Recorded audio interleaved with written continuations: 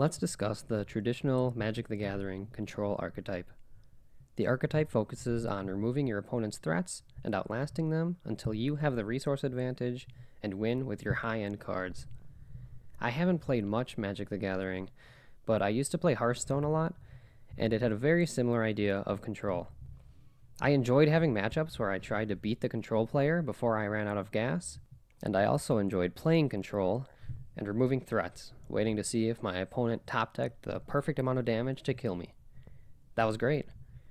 In these games, control's objective is defense, and the strategies for defense are removal, as well as countering in Magic.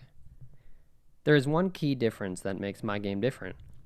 In Soulbreak, you can attack with cards the turn you play them, and there is no cost to play normal units from your hand.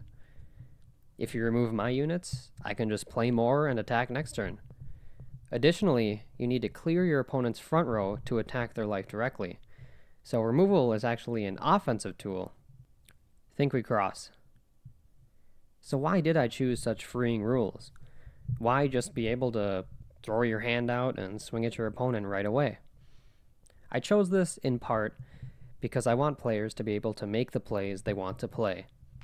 If your cards are constantly being countered, removed, or stunned, that feels infinitely worse than if your opponent can block or mitigate the damage that those cards would have done. You're still able to do what you wanted to do. Another reason is to give both players the feeling that they are still in the game on every turn. Granted, many Hearthstone and Magic games are very close, and they're very satisfying. But what about when you played an aggro deck and you drew your high end early?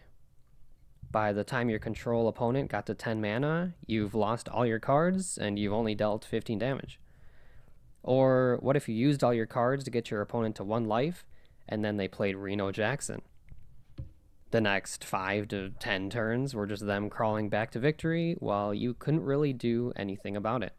I want to be clear that games that clearly show who has the advantage are not bad at all, and it is part of many other very popular games. This aspect makes them very competitive and rewarding when played right, but overall it is a feeling I'm trying to avoid in Soulbreak. Sometimes you just want your combo to go off. You want your big guy to swing in, and in Soulbreak you'll be able to do that, as long as you have the cards. Let's talk about Cardfight Vanguard. This is my favorite game of all time. It is by far the most consistent card game I've ever played, with a consistent attacker each turn that usually sets up all your other attackers. There's 2 things I want to pull from Vanguard. The first is that you are able to do something every turn. Even if you have no hand or field at the start of the turn, at the very least you still have a consistent attacker. Your Vanguard attacking with Twin Drive. I love the trading and removal in Hearthstone, but I do remember it could be a little discouraging when I was behind on board, and I couldn't even make an attack for 5 turns straight because my opponent just kept removing my units. In Soulbreak, I decided that you start each turn by drawing 2 cards. Even if you have no cards in hand or on board, I want each player to have options, and the hope of winning at the start of every turn. The second idea from Vanguard deals with that moment in card games when you know you lost and you have to play it out, or more commonly, just scoop. In Vanguard, when you take a damage, you look at the top card of your deck and place it in your damage zone. When you have 6, you lose. But if you pull a heal trigger with equal or more damage to your opponent, you heal 1, keeping you at 5. In Vanguard, you truly never know if the game is over until you have lost. Unless you see all your heals, but now there's an over trigger too. It's like what Jade and Yuki said. The game isn't over until the last card is played. Except in Vanguard, that's literally true. And you can't just get floodgated into scooping. This feeling of fighting till the very end is what I strive for in Soulbreak, where you start each turn with options, and you never give up until your last break is flipped. So where does that leave defensive decks in Soulbreak? Defense is Control's main objective. Again, we can look at Cardfight Vanguard, which doesn't really have a traditional Control style deck.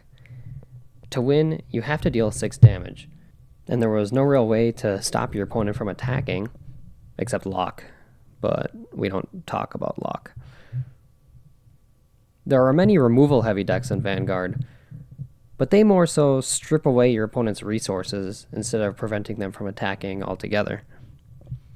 In Soulbreak, I do want defensive decks, but there's a difference between stopping your opponent from taking action and reducing the amount of damage they do to you, and I want Soulbreak to heavily lean on the latter. Since removal does not inherently prevent your opponent from attacking, defensive decks will need an end goal once they've survived the early game. We could call these decks late game decks or defensive decks. That seems to be a better fit than Control.